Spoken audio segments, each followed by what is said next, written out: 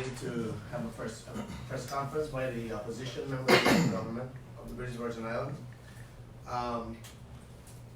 After they have done their presentation, we'll have a question and answer period, and so without any further ado, we'll just get right into the press conference. Honorable Leader of the Opposition, Arnold Penn, will give his presentation, and then we'll go right into the press conference. All right, thank you, Linton. A pleasant good morning to everyone. Before I begin, I just want to recognize my colleagues to my left, Honorable Mark Brantipool, member for the 4th District. Honorable Jules Fraser to my left. To my right, sorry, his left. Member for the 3rd District. And Honorable Alvin Madugu Kings, member for the 6th District. I want to give apologies for Honorable Mitch Turnbull, member for the 2nd District, who's traveling and will be back later this evening. In terms of today's press conference, we thought it was important for us to engage you, the media, on matters that we feel of concern, not just to us, but to the territory. We'll lay out those concerns to you in a brief presentation, and then we'll open up for question and answer. But before we continue, I would like to ask us we lost a stalwart statesman, Honorable Ralph T. O'Neill, a few days ago. And in reverence and remembrance of him, I would like to ask you, all of us, to give a moment of silence in remembrance of Honorable Ralph T. O'Neill. Stand please.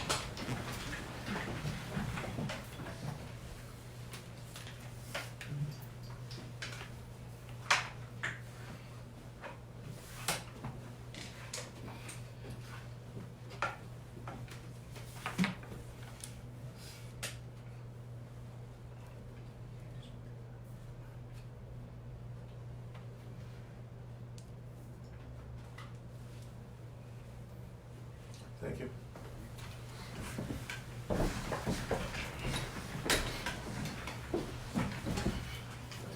So I'll go through a brief presentation. I'll give JTV a few moments to get set up. That's 2 minutes. 2 minutes to get set up before we actually start the presentation. But we want to again thank you, the media, persons who are here present, for taking the time out to come and engage with us on this, what we feel is a very important discussion and discourse on the state of the territory and the way moving forward. We have a litany of concerns that we have that we're trying to do and now we're going to bring forward, and we look forward to the engagement after the brief presentation between myself and my colleagues. JTV, you ready? Yeah. Yeah, we're good. All right, good. I'll begin. It's been just under 9 months since the voters of the Virgin Islands elected a new government led by Honorable Andrew A. Foy, Premier of the Virgin Islands. In his own words, an unconventional leader, an unconventional government. As an opposition, we are respectful of our democratic process and the will of the voters of the Virgin Islands, and allow the duly elected government to lead. However, as Her Majesty's loyal opposition, we have a role to play to ensure that our democratic institution of the House of Assembly, that we all are duly elected to serve, performs its duty. To ensure that the necessary checks and balances are in place for transparency, accountability, and good governance. This is a task that we intend to execute to the highest order in the 4th House of Assembly.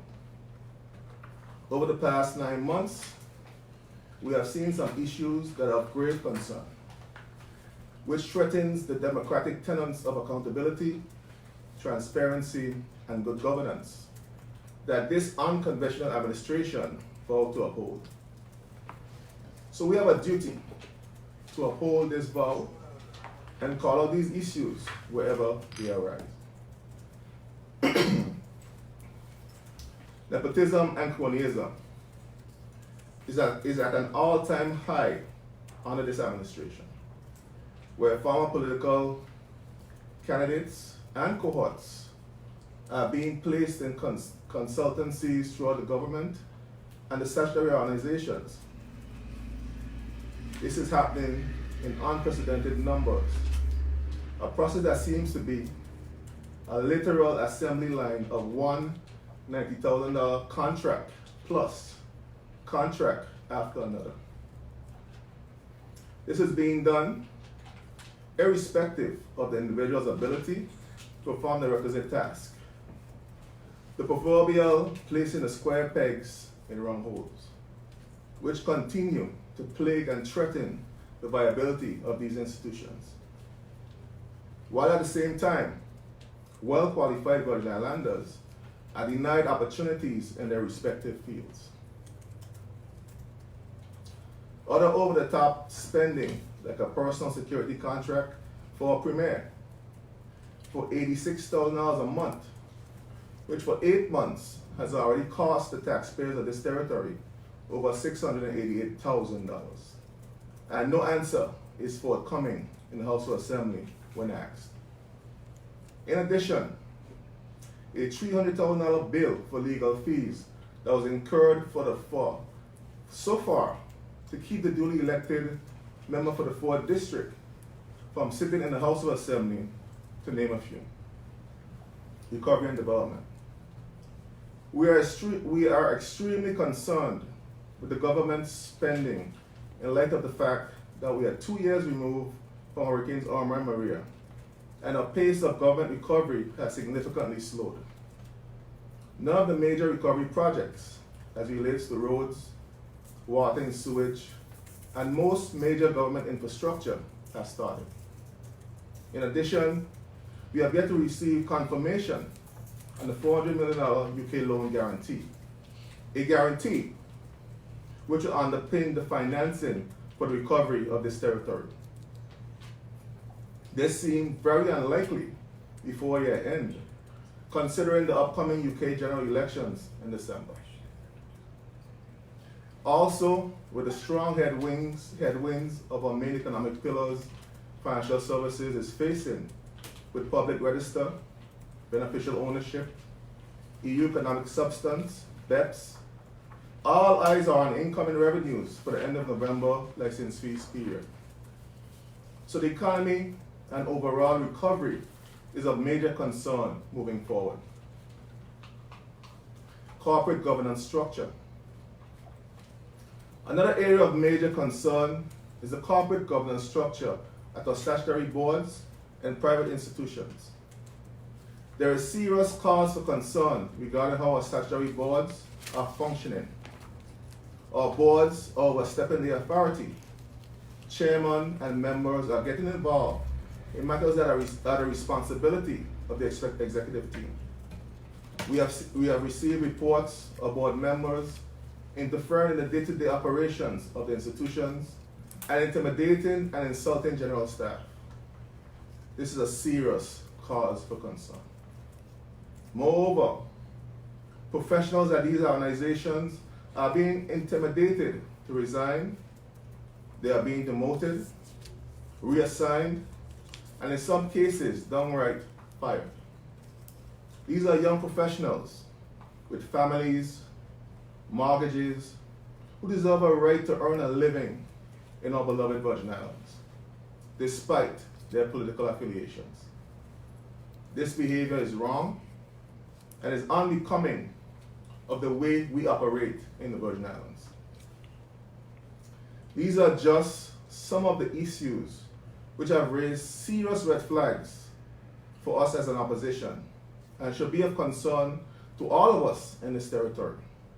That is why we have been pushing the current administration to ensure that the Public Accounts Committee, PAC, be established for the last 8 months. This very important institution of the House of Assembly must function in order to provide the necessary checks and balances for the executive so that we could uphold the tenets of accountability, transparency, and good governance that our democracy requires. However, up to yesterday, after a letter from myself to the Premier and other members on Friday, 8 November, imploring that the PAC be established, and 2 subsequent versions of the other paper were submitted to members, the formation of the public committee was still not on the other paper of the day, the order of the day. In a miraculous turn of fortune, I was told yesterday that order paper would be further amended and it will be put on the order paper for tomorrow's sitting. I wonder if this press conference had anything to do with that. I guess we will wait and see if the amended order paper has the resolution included. At the end of the day, we are happy to move forward and get the pact formulated so that the Public Accounts Committee could go on and get on with the work for the people of these Virgin Islands. I thank you for your indulgence. I will stop here and entertain any questions or comments you from the media or person watching live on Facebook might have. I thank you. Javon Wilson, 284 Media. You mentioned that the statutory boards are not functioning as they should. Are you able to identify a specific instance where someone was demoted or threatened in any way from the board? I won't call the names here, but I will specifically identify persons who I know that was working at the Pier Park were transferred back to the port itself. Persons who were acting as a deputy managing director after Hurricanes Irma and Maria were demoted back down to operations, where you had a person who was the secretary to the actual MD made the deputy managing director. And I learned recently that is now acting as MD, now that MD has gone on leave for 3 months. Someone that doesn't have the requisite experience in port management. Now tomorrow, the House will, So tomorrow we will meet for the House of Assembly, and I heard that legislations will come before the House. Are you aware of any of the legislations coming before the House tomorrow for this session? I could try to pull the order paper. No, based on the amended order paper, I know they're bringing back the consumer protection legislation and some other legislations that was on the order of the day before the House was prorogued, and the process was not finalized. So once the House is prorogued, all legislation that was not passed has to come back to the House of Assembly again. To be placed on the order of the day. Thank you. But I could get the order of the day so I could then give you that detailed information on the legislation that are being placed on the order of the day. I know one of the, if I may, one of the resolutions tomorrow is to appoint a chairman of the electricity board. And we're pleased to see that. As you know, I asked that question in the last House of Assembly meeting, and I'm pleased to see that the chairman of the board is being appointed after some 7 months or so, and therefore we look forward to that happening because it's, from our point of view, serious lack of good governance and transparency to have an electricity corporation operating for 7 months without a controlling board, especially considering that the corporation has several very large borrowings from banks and has a very large number of persons who operate. So therefore, a corporation of that size without a board for 7 months we consider not to be good governance and not transparency. It means that the executive of that board, the general manager and his team, runs the corporation for the last 7 months without the guidance of the board. So we're happy to see that at least a chairman is being appointed. I don't know if the board is being appointed also. So we look forward to that being improved.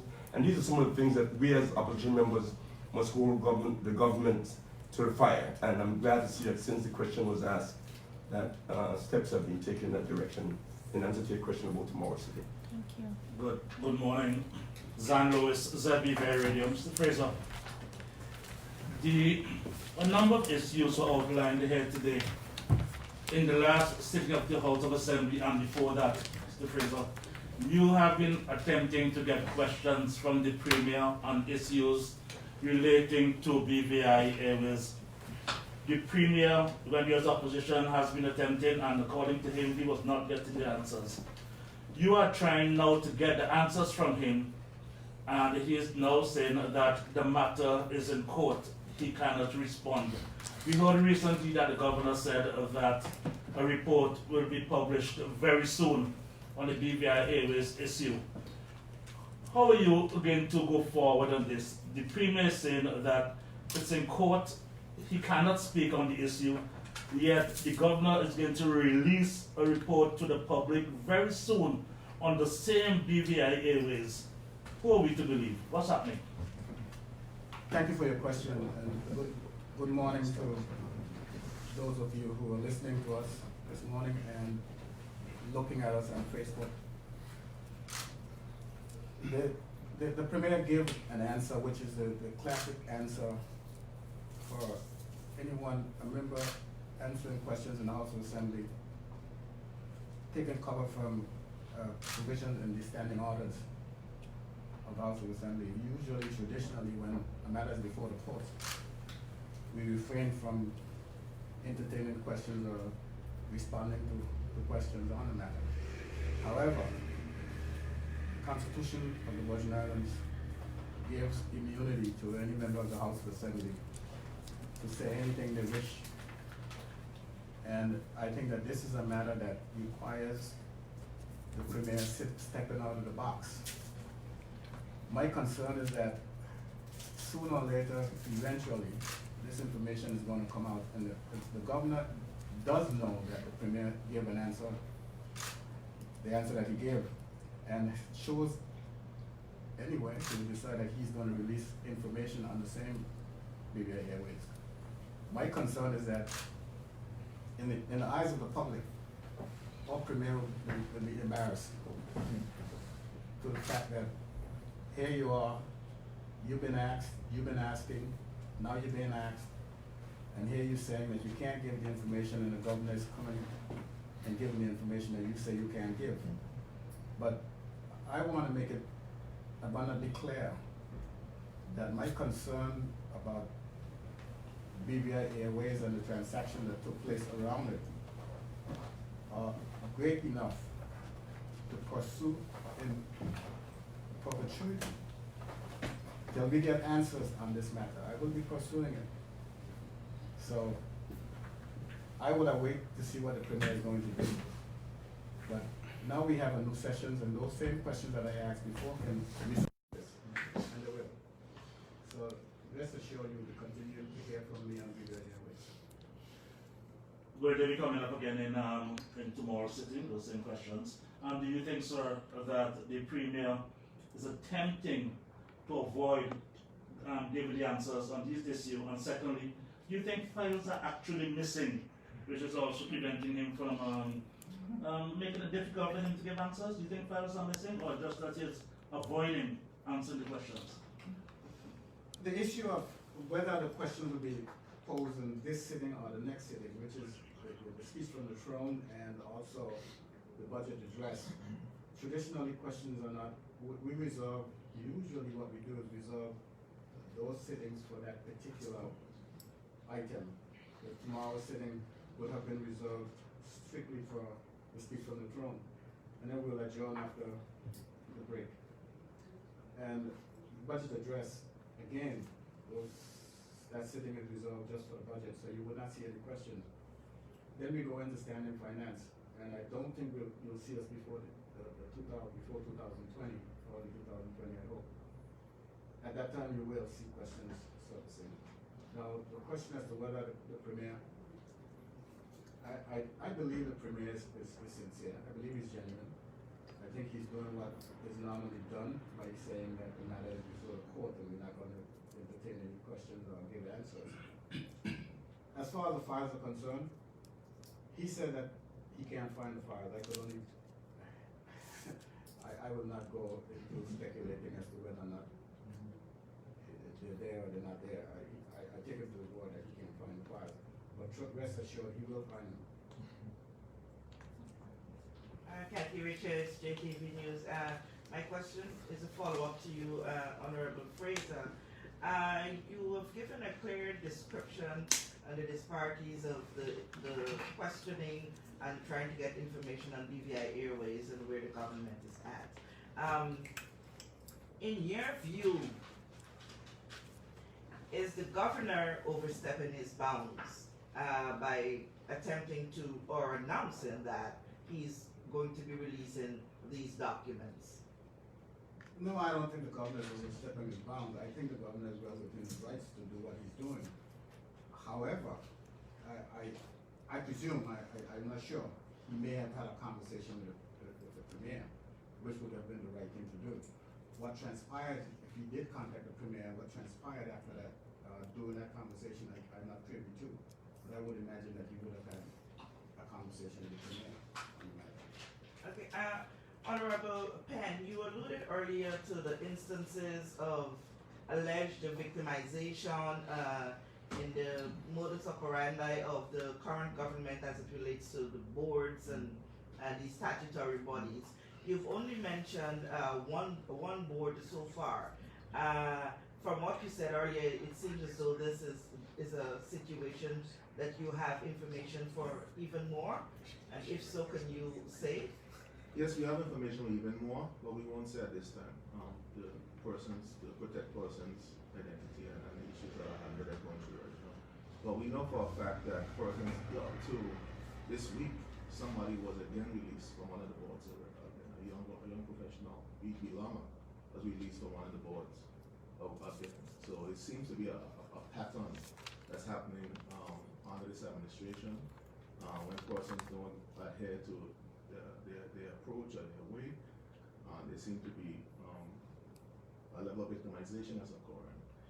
It seems that we're going to get to more to the process of 1,000 jobs being lost, versus 1,000 jobs being higher than 1,000 days, based on the rate that we're seeing persons being released from statutory organizations and even from central government. I'll dare to ask this question.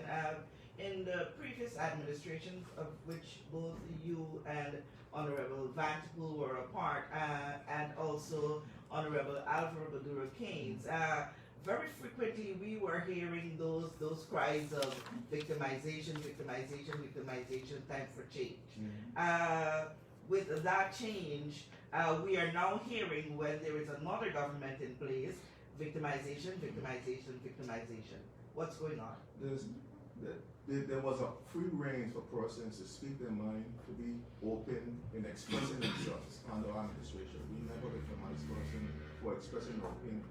Persons are afraid to go even on social media to express their opinion. They get letters from their boards and the CEOs when they express their point of view on social media or any other platform.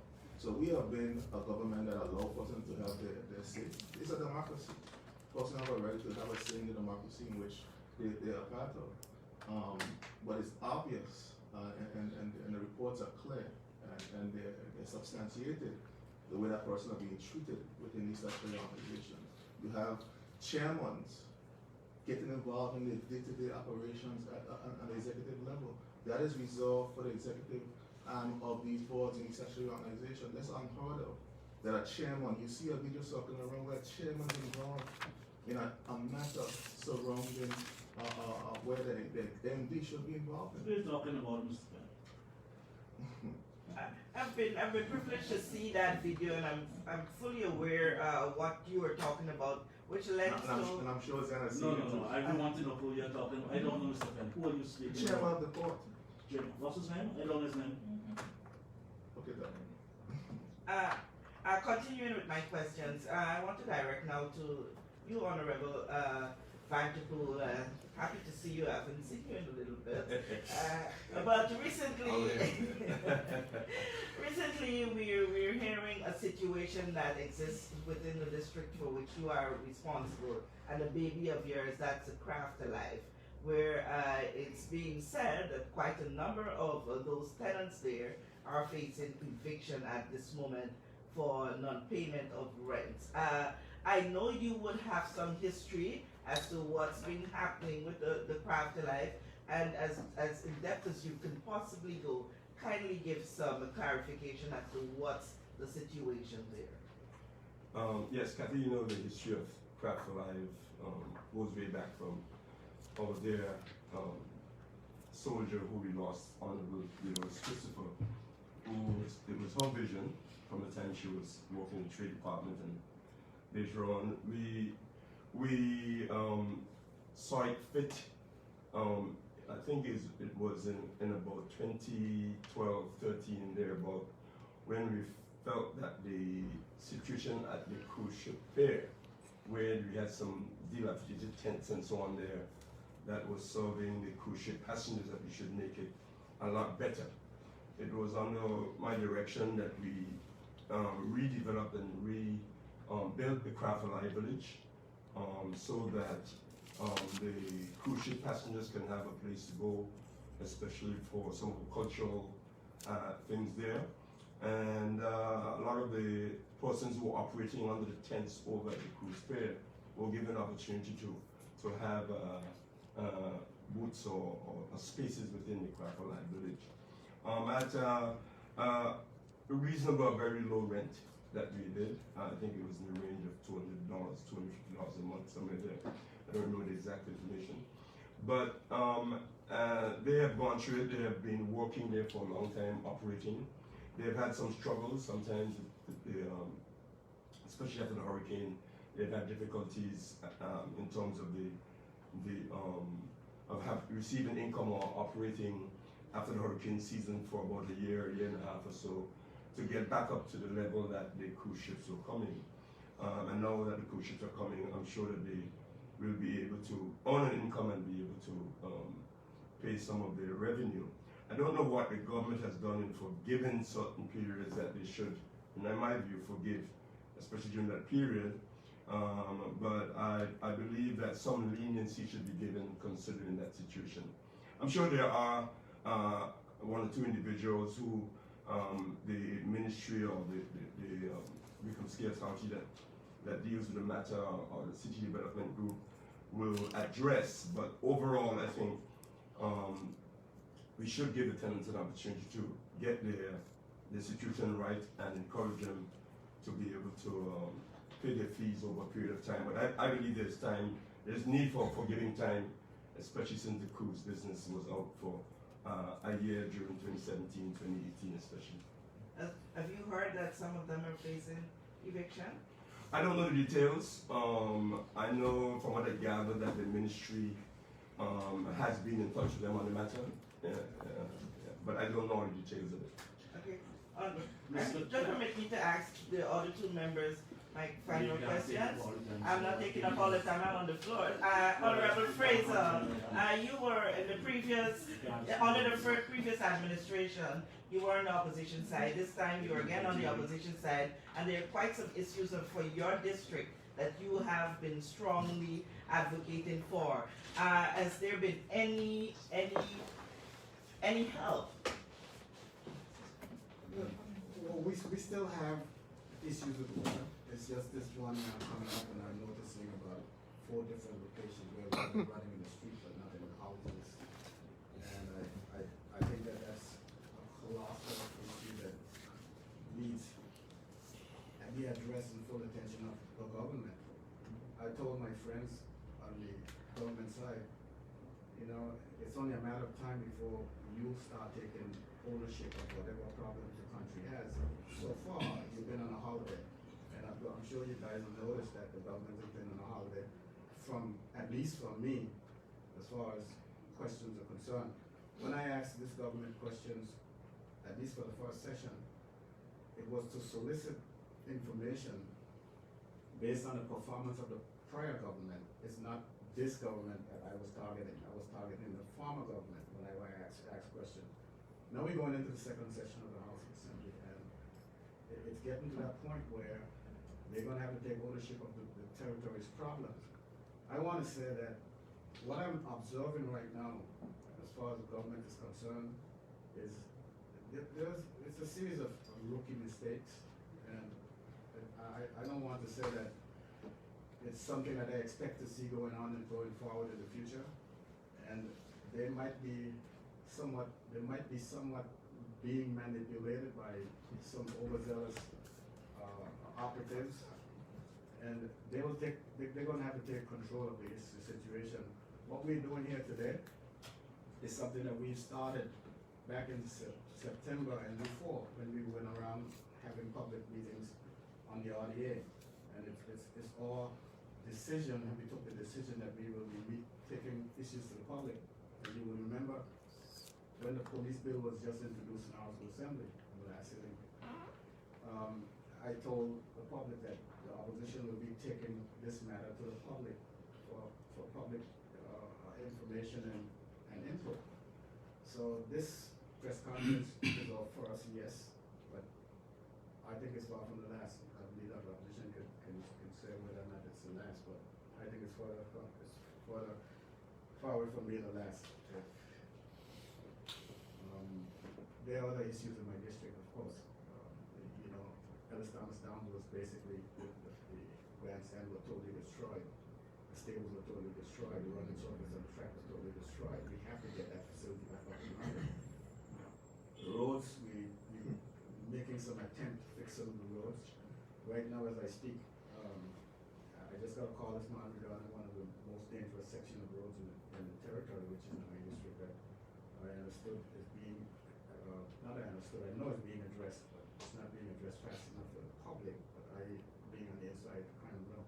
One of the things we have to be mindful of, that people don't know, we passed a budget, and it's now December, November, almost heading into December, we're going to be doing the next budget, and we just can't get that money rolled out to get the projects done, and that's another feeling. Mr. Penn, you spoke Dolores, about the Mr. whole issue. Mr. Alfaro, I said I had two questions. No, you can't be asking so many No one questions at the stops same you time. when you get rolling arms. Ms. Alfaro, could you tell me what's happening on your side, please? Silence noise, please, sometimes. Good morning, Kathy. I would continue first that I would add something to what Honorable Vanderpool said in connection with Craft for Life. I've met with a few of the persons owning shops there, and yes, a lot of them owe a lot of money, but the payment plan that some have asked for is virtually impossible to be paid at that time, because some are given a 3 months period to pay off $6,000 or $10,000, and I can't see that happening. I myself won't be able to do it with my salary, so I could imagine the state that they're in at this time. So I agree with Honorable Vanderpool that forgiveness needs to be put in place right now. I would say forgive the debts of the past, and 2020, then you start something. Let them enter into a new contract, because I can't see it possible for them to pay off what they owe. I'm not saying that it's right for them to owe, but in this case, I can't see it happening. So they need to think of it. In reference to my district, as you can see, we are doing a lot of work on the fisherman's law. Hopefully by February next year, I am hoping it will be completed. There's still something to be done on the outskirt, and a statue of Honorable Omar Hajj will be erected somewhere on that property. So we will name it Omar Hajj Fisherman's Law. So that's where we are. Malcolm McPherson, the Allenstown newspaper. Honorable Vanderpool and Honorable Madura Keynes, just to follow up on that question that was asked by my colleague regarding Craft for Life. For clarification, Honorable Vanderpool, I do recall coming to a meeting, I attended a meeting a few years ago, where the same matter was addressed in terms of vendors and you were the minister. Do you recall that meeting? So it was known for a period about the outstanding bills. Yes, there's no doubt that the Craft for Life, some vendors have had outstanding bills, others have not, others have been paying. And the issue of collections is an issue that the city development manager have been working on. I don't know exactly what happened, but I know it became much more difficult after the hurricanes. And that's why I said that in these circumstances, we need to come to a point of forgiving some of the debt or addressing it, as Honorable Kane said. You don't even necessarily need to look at it from a point of view of forgiving all of it, but giving certainly a longer period to address it. 3 months is definitely not a fair enough time. I have been in touch with the minister on the matter, and hopefully it can be looked at with some leniency. Zan Lewis, again, Xavier Right. It's so important that people understand the need of a press conference and not in-house one-on-one discussion. The situation is this. Mr. Penn, you spoke about the consultants and the whole issue of the spoke about consultants and statutory corporations, persons are given positions to which they are not qualified. They said they're not calling names. Call the institution, call the statutory board to which you're speaking about, where persons have been given positions and they are not qualified. A figure was called, $90,000 consultancy. What are you speaking about? Who's going to get up? Who's getting $90,000 in consultants? Where does figure came from? Who are you speaking about? The media has a role to play too as well as that. I know, but this is new information. This is new information to me, Mr. Penn. You brought it up. You have to develop it. You can't just throw things out there. I hear you, sir. I'll answer your question. I've asked question in the House specifically to the issue of consultancy throughout the service. There are consultancies within the Premier's office for specific individuals, which the Premier himself has expounded on in the House. There's consultancy within the Port Authority for persons who ran under the previous administration who have consultancy work there. There are consultancies at the PAC and all the other sections, but there's something there. Do a little investigation yourselves. The evidence is public information. The questions were asked in the House of Assembly, and the contract that they're amongst it there, the persons who they are for there. Yes, is there a consultancy to the HLSCC? That's one also. You have to tell me. Did you do the investigation? No, I have been hearing so I'm asking you, sir. I'll ask a question. The House of Assembly will find out. Leader of the opposition, you, in your opening remarks, you talked about the need for emphasis to be placed on preparing the territory for matters such as economic substance. You actually asked a question like that in the last House of Assembly, but the Premier rebutted, mentioning that such provisions were provided for in the prior administration, such as a committee, and it was not done. How are you going to respond to that? Governments are continuing. And as my other colleague just said earlier, at some point, the government of the day has to take responsibility for moving the country forward. Excuse me, we've written to the government concerning the issue of economic substance, the issue of debts, and all those issues concerning our financial services industry. We've reached out. We're saying, look, financial services is a matter not just for the government, but it's a matter for all of us. And we want to work together to make sure that our financial services is placed on a healthy footing. We got a response that they will get back to us, and we've yet to be gotten back to us as yet. We asked a question specifically in terms of, I asked a question specifically in terms of the strategy for moving forward, because I believe it's important for us to know, to prepare our people for what is coming down the pipeline as it relates to financial services. The whole issue of economic substance and the dynamics is going to change the way financial services operate in our territory. And our business community, persons who are currently working in the industry, need to be aware of what the concerns are, how they need to probably retool themselves and reposition themselves to be able to take advantage of the opportunities, or might have to go in other industries. So we're asking the government to let us start that process of education, let's start that process of informing the public in terms of what economic substance means for us as a territory, and how we can make sure that all people, the business community, and individuals who are working within that industry, even persons who are outside of the industry, could benefit from these opportunities once they arrive. Honorable Fraser, I observe you're giving a new title now in the House of Assembly as elder statesman, something to that elder member of the House.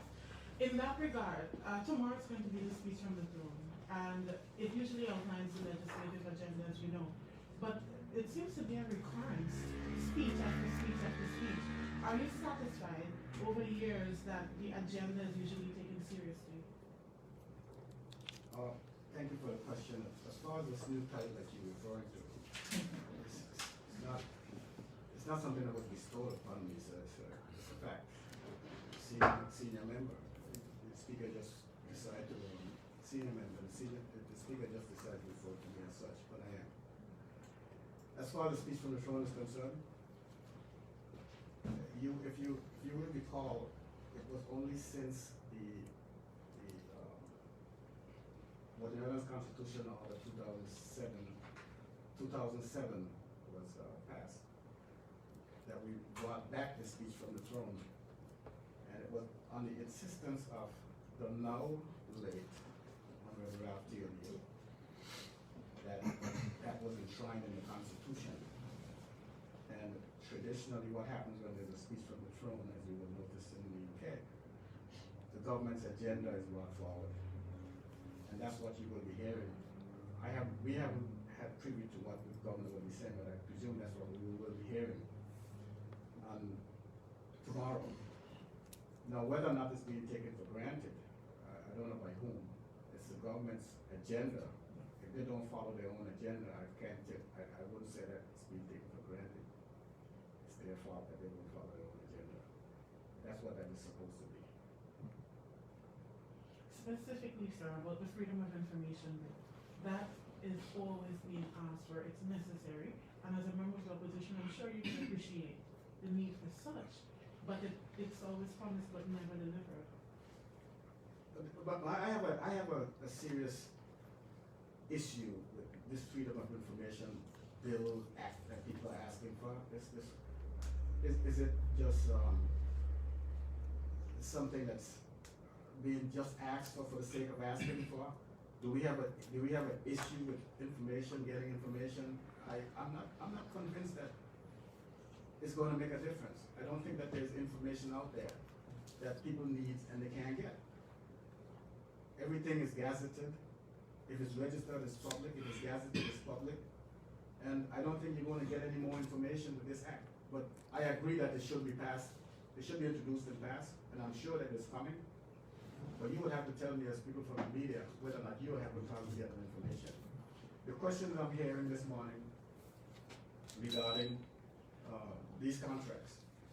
These contracts are public, and it's available to the media. The media has access to this information. Also, I wanted to challenge, not challenge, but just throw this out to my good friend from JTV regarding this issue of victimization. I wanted to ask her to do a fact check when she reports this, and just have a chart, NDP, who are all supposedly axed and victimized, VIP, who are being axed and victimized, and show that to the public. And I think that this kind of information is the kind of information that we probably will ask a question in the House of Assembly for them to bring it to us, but they might say to me that, well, I didn't understand the question, so I have to bring it back another time, and by the next time I forget to bring it back and all that kind of stuff. So you can do that for us to help us. Promise me that if I write it, you publish it, something to that effect. Mr. Van der Poel. Just before you move on to that, I just want to reiterate a point that my colleague just made in terms of the issue of fact checking and the importance of a free press, free to operate within the environment. You have a responsibility to fact check these things. As a member quite honestly said, they're public. When we ask questions in the House of Assembly, that information becomes public. When contracts are lettered, they have to be gazetted. So this is public information in the Gazette. The issue surrounding security contracts of the Premier. No media house has written a story about that. I asked that question in the House of Assembly. The information was not forthcoming, but it came in a subsequent question where it was then black and white, the cost of the security contract. The cabinet passed a contract in cabinet. Cabinet information is now public. It was gazetted, and nobody wrote a story about that information. It's very concerning that somebody's spending $86,000 a month at the end of a year, $1 million, and there's no outcry in the territory from the media or any individual about that.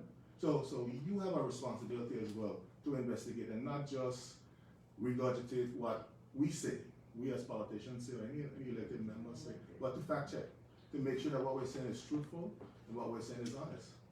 Leader of the opposition, to respond to what you said about the media, no media did any story on the security. We were all in the House of Assembly, and I say we because you were there as well, sir, as leader of the opposition, when the Premier announced about the threat to his life. And the security, of course, one would suppose arise from that. So, sir. The threat to life has nothing to do with the cost. Oh, yeah, but There's you're two talking, different- yeah, there are but two you're. different issues. There's the issue of the details of his security detail and the issue of the cost of the security, which is two different things. We're not asking for the details of how, where they pack up and what they drive, etc., etc. We're asking what this is costing the taxpayers of the territory, which is a fair question. Because if we're asking about other issues in terms of cost and the whole accountability in terms of the plan, all those things, as we should, I think public spending, we have to be mindful that we have to have a held accountable public spending. It's called taxpayers' dollars, taxpayers' money. You're wrong. Very, very Carry on. What in relation to the cost of the security, when the question was up, that'd be very, very kind of story. Probably that's the you didn't listen. So you're wrong. Well, the question was never answered, so I don't know what you carried.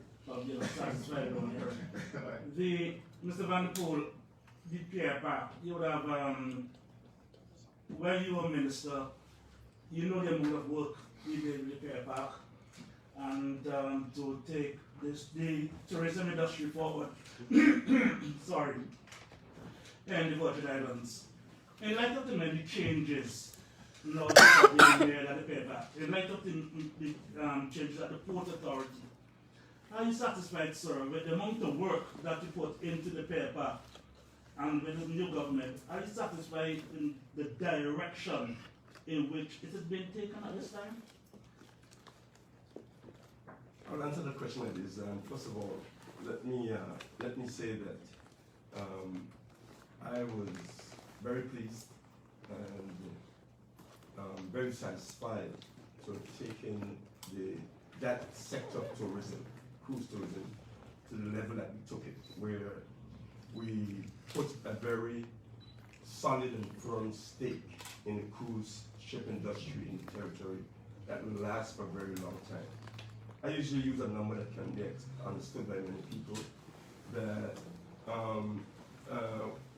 we got 700,000 passengers before the storm that came to the BVI.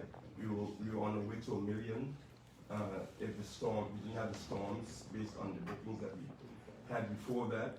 1 million passengers at $15 a head would have been $15 million a year, times 10 would have been $150 million over 10 years for the investment that we put in. And that doesn't take into account the approximately $100 million a year that the passengers spend in the territory. So I believe that is going to, we're going to look back 10 years from now and say that investment in the cruise pier was one of the best investments this territory has ever made. And I'm very comfortable with that. It's a legacy that I want the former premier to be proud of, and I as minister and the rest of the government, the NDP government, should be very proud of it. There were always issues, and there will always be issues surrounding them and rumors and all that type of thing. I'm very comfortable of what we did there. I believe that the present government have taken up, and 1 week after the government took office, the premier will let you know that I called him to introduce him to the Carnival Cruise Line group who were coming in, who had called me not knowing that I wasn't the minister anymore, and I put them on to the premier. He couldn't meet with them that day, not because of his fault, but because of some flight difficulties that occurred. But I connected him with Carnival Cruise Line right away because we were on the verge of finalizing an agreement with Carnival at the time. So what I'm saying is that the government have followed up from our position, and they're trying to support the cruise industry, and I support the government in that. One thing you'll understand with me is that, and with all of us saying what we're trying to do, there is a thin line. We are going to hold the government accountable, but we're certainly not going to discourage the government and try to prevent the government from carrying out their function. We're going to encourage them to do that, and certainly in the cruise line industry, I encourage them to see what they're doing.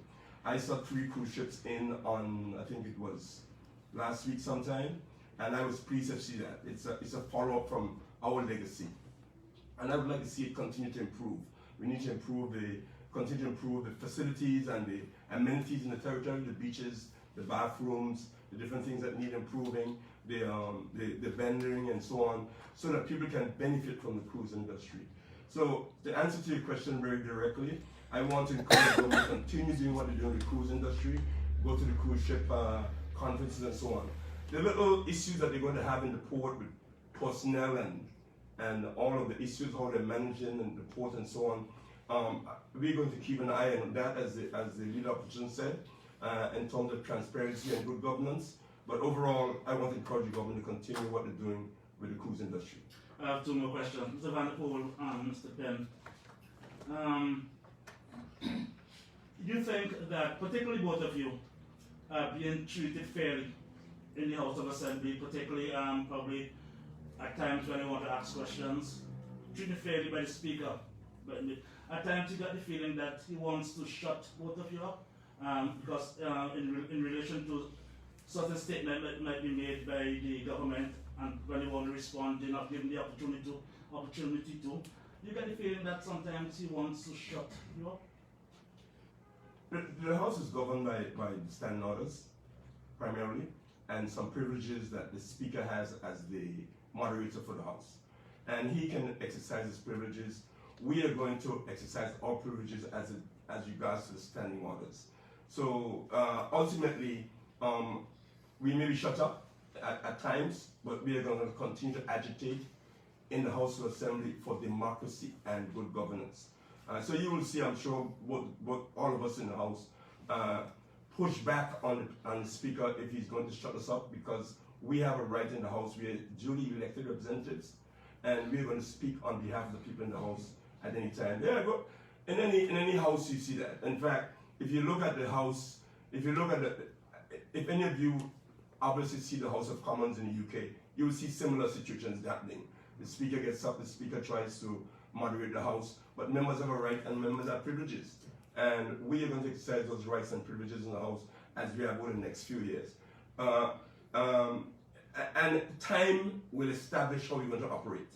So it might be a little difficult now. The Speaker will understand that we're not going to back down, and the Speaker will, and we will understand where the Speaker wants to draw the line. That's his privilege. Just to follow up, I mean, I can't answer on the Speaker's intent. I can't speak to his intent, but as a member said, the House is governed by rules, and the standing orders are the rules that govern the House. So we will continue to do our thing. We have to also understand that we have a new Speaker, who himself is trying to familiarize himself with the rules. So at the end of the day, we are going through a process where we have the Standing Orders Committee. We've met to look at the standing orders and the rules of the House, some of which have been there since 1976 and not been amended. So we have to now come towards a modern standing orders, which we've already discussed in our Standing Orders Committee, to ensure that all parties, there's parity and fairness across the board for the executive and for us in opposition. We have a right to express our views and the views of people that we send there to represent, that send their centers there to represent their interests. And I think the standing orders need to reflect a modern standing orders that allows parity in the House and allow members to have their say in the Honorable House of Assembly. Some time ago you asked a question in the House of Assembly, Mr. Penn, as regards the whole issue of the strike action in Hong Kong and the likely impact on the financial services there. It seems to be, don't answer the question. It seems that the protest action in Hong Kong has reached brink. It brings more concern to you. We're going to bring up this question again because it seems to be getting worse, and the likely impact on the financial services. It's cause for concern for us, and also the concern for the safety of our people who are in Hong Kong at this time as well. The Premier outlined that he had weekly meetings with persons in the financial services industry and expressed that there weren't any immediate concerns or immediate threats.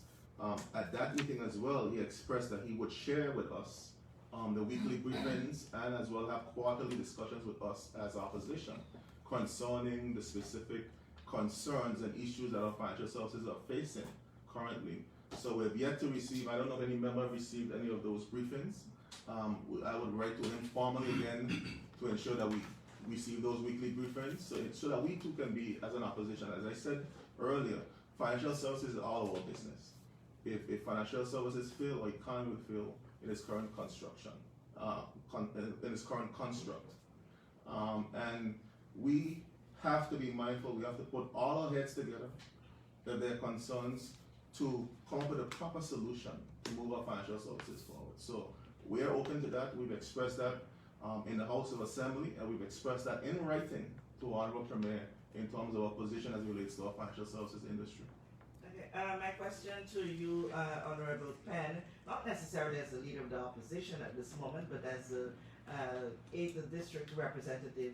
You're in a district where it's said to be the only twin district, District 7 and District 8, and I've been paying keen attention to discourse that have been on social media, that persons within those two districts are feeling that there's not much being done, either by yourself or by the 7th district representative. Well, we have to understand how how government funds are expended. The executive are the ones who control how funds are expended. They're the ones who set the budget and decide how funds are spent and which projects they're spent on. So at the end of the day, I continue to advocate in writing on the issues that my district face. There's no secret, the issue of the sewage is a major issue for us in our community. The issue of water, as my colleague from the third constantly speak about. The issue of the roads. Our roads are in bad shape. I even joke to my colleague for the 7 that they're trying so hard to make me look bad that they're even making you look bad because your roads are worse than mine. So the concern is a real concern, and we've continued. I have continued to expound upon the ministers who are responsible for the various areas, and I won't take the label that I'm not doing anything. We have some major initiatives that are moving forward.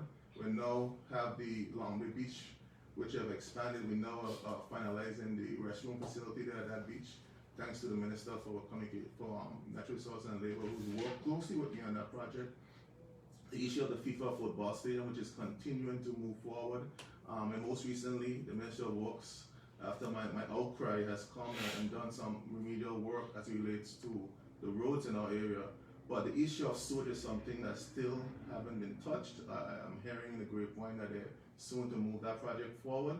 I'm waiting to see, but at the end of the day, the executive controls the purse strings. If they decide that they don't want to spend any money in District 8, no money gets spent in District 8 or District 7, for a matter of fact. But I would hope we have a minister who's my neighbor in the 7th district, he's also my cousin, that he will work to make sure that he's our district, because there's no separation really with 7 and 8 districts. Eastern and Long is one community. And we have to make sure that the people of that community who come up in numbers, pay their taxes, they vote by large percentages, 80%, 70% all the time, they're out in high numbers. We need to get our fair share of economic pie in this territory.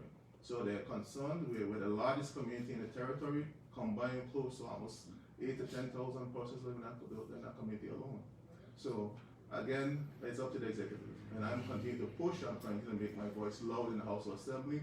I'm going to call the ministers on the issues that are faced in my community to bring relief to my people in that community. Finally, for me, the debate about that little, pardon me saying little, but the boot at the bridge and the cost for it. What you want to know? What's going on with that? People saying still not to have clarity. Well, I had a conversation with my colleague on that issue, on the junior minister. It's sort of a museum. The intent is to have it as a tourist attraction. It's not to collect revenue from persons who are passing the bridge. I think they rebuilt it in blocks because the initial thing that was done was destroyed. For me, government's agendas change, and you have to be communicating in terms of what is going on. The communication never happened the way it should have. We, the junior minister, and I have talked about this. We collaborated more on projects that the tourism is doing in our community. And I think we have an understanding of a better working relationship moving forward. Good morning, Kamal Hayes from BVA News. Question is to the opposition leader, Mr. Penn. Recently, government would announce they would enter into a 5-year lease with Cutlass Towers, basically to accommodate the movement of the Premier's office and another government office, which was not disclosed in terms of the SR department. And what would have been said basically is that it's to help facilitate repairs of the Route TOV administration complex. Is there any concern, because they would have said that the total money is to be spent in that particular lease would amount to about $1.2 million. And I know you would have earlier mentioned in regards to the spending of the current government.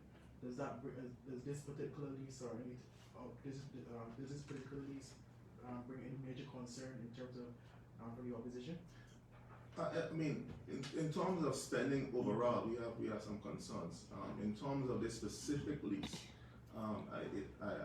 my understanding is that it's based to facilitate the development of the complex. And my concern is that I'm wondering it's going to take 5 years to rebuild a complex. Then we have a major problem. It's going to take 5 years to rebuild a complex. But spending is always a concern for governments. I think we have to be always mindful, especially with the challenges that we're facing with financial services and the economy on a whole, how we expend public resources. So if the process should have been shorter, I believe, if the complex is going to be built within a year or 2 years, why a 5-year lease? Only the government could answer that question. That's a question for the Premier to answer. I don't know the rationale, the logic behind the 5-year contract. I don't know. I can't answer. The Premier will be able to answer that specific concern. I want to add something to that, if I may.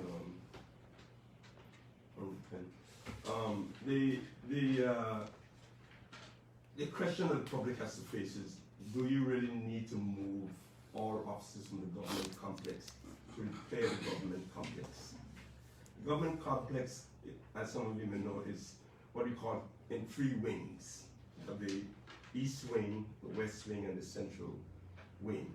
And as I knew it in the plans before, the repair of the complex was going to be designed to repair 1 wing at a time, so that the rest of the tenants in the complex wouldn't have to move necessarily. It's big enough that works can happen on the west wing, for example, which is mostly unoccupied, especially from the river I had services that was there before, and fix that wing and then move to the east wing and then the central. I don't remember the exact thing, but there is no need in terms of anyone who has any construction knowledge and developmental knowledge for a complex of that size to have to move up all of the tenants one time, to go and pay huge sums somewhere else to rent for the next 4 or 5 years, to cost taxpayers this huge money. For what reason? Each wing can be repaired at a time, and the cost of going to other buildings and other units and other places can be saved for the taxpayers. I would have to see from whoever's going to do the development a clear picture of why all occupants of the admin building, the RTO new complex, why do they have to move up everyone? That is concerning to me, and I hope we can get answers to that as we will be asking in the future. Also, I have another question for Mr. Van der Poel. You were mentioned earlier regarding the appointment of a chairman. Could you disclose who the chairman will be that will be appointed?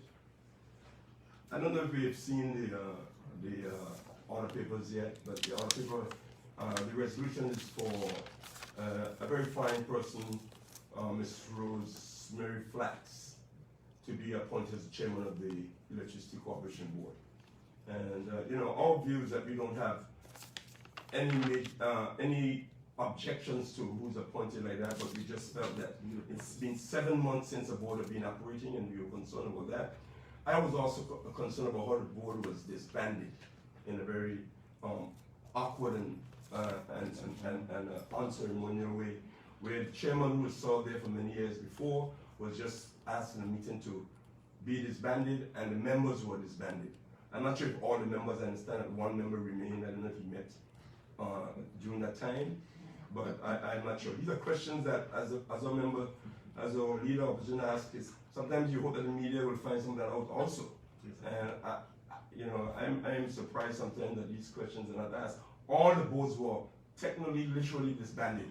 I understand that the Social Security Board, in being asked to be disbanded by the minister, refused to be disbanded. The Social Security Board, because of that nature of it, they refused. And I don't know, and that's just a rumor I heard, I don't know if it's true, But I'm saying these are things that we must be concerned about here in the territory from a transparency and a good governance point of view. You cannot continue to blame the media for everything, you know.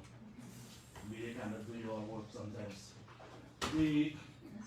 Two more questions. The whole issue of the PSC. You have outlined, sir, the concern for the PSC. You wrote letters to the Premier asking when it's going to happen. A resolution may come on May, because I haven't seen it as yet, may come on the other paper tomorrow. If it does not come tomorrow on the other paper, we can expect a stance on this issue from the opposition because of its importance. I hope it won't have to go to that, Sam. I hope it won't have to come to that, but if it does, it would have to come to that, because the reality is if it's not done tomorrow, it's very unlikely it will be done before 2020. That would mean 10 months or a year before we have a functioning public accounts committee. We have done all the things that we needed to do in terms of the changes to the standing orders. We acquiesced to the government because the government essentially only had one member that was eligible for the Public Accounts Committee because of the fact that they have the 5 ministers and 2 junior ministers who are not eligible to sit on the Public Accounts Committee. So we have done all the things that we need to do. We have written, as I just shared with you, to the Premier, specifically on the urgency and our concern regarding this committee not functioning. It is our intent that they would do as they said they would do in our conversations yesterday after we published that we're having a press conference. And we're hopeful that that this could happen so that we could start in earnest to look at all the matters that are before the public, the audit reports, even once the audit report is released from the governor, as he expressed that he would. We have to look at these things, despite the fact that they're done through the past administration, where I was a member of, or the current administration. The reality is that we have to ensure that we have good governance, we have transparency in the way that public funds are expended, and which administration it was under. And the reports has to be written to be instructed, to give guidance on the mistakes that were made, and so that we don't make those mistakes going forward as any administration. So the Public Accounts Committee has a role to play, a very important role to play in this democracy, and we are going to take a stand if it's not done, but I don't think that the Premier wants to have that type of fight in the House of Assembly tomorrow. So I'm pretty much sure that he would do what is necessary to get it constituted. This stance would mean staying away. Final question. I don't like these hyperboles and no. So, but we will work towards making sure that this committee is established. And like I said, I hope that it's going to be on other paper. Today we get the amended other paper, and it will be there. Members of the opposition, I think today you guys have been very accommodating with the questions, and we really do appreciate it. Just to piggyback a little bit on the Craft to Life issue, now ever since it hit social media, a lot of persons have sanctioned that probably the location is an issue, and have suggested that moving the Craft to Life Village to the Pier Park would be a better idea since it's a direct interaction with our tourists. What do you guys think about that? Those things were considered definitely even when we were building the Pier Park. And the view was clearly that we wanted to move around the commercial activity for the tourists, different points in the territory. Having everything happening in the Pier Park doesn't really lend to tourists moving around the town, moving around the streets, moving around the various areas. The Craft to Life Village was intended for the tourists to leave from the cruise Pier Park and come to a village like that, go to Main Street, go across, do different activities. And so certainly we wanted that to happen so that tourists can move around. The estimate that we have always worked with is that sort of if say 4,000 or 5,000 passengers come on a ship, a third will go to the sister islands, Virgin Gorda, Cooper Island, different places like that, Yesundite, Antigua, and so on. A third will remain in the city and enjoy the amenities of the city and the shopping, and a third will probably go to the beaches, King Garden Bay, Beef Island, and Blues Bay, and other beaches. So that was the sort of intention to get people moving around the territory rather than all at one place. So Craft to Life was meant to pull people and tourists down to that village to be able to circulate in town. And I think it's a better idea, personally. Thank you. Well, there's no question. I want to thank all those members of the media who were here for the engagement, for your questions, for participating, also for persons who were watching live on Facebook. We want to thank you for your engagement. We look forward to future press conferences. It is our wish to have a press conference of this sort once a month. So we can have that level of engagement with you, the members of the media and members of the public on issues that we see that are facing this territory, followed these over the islands.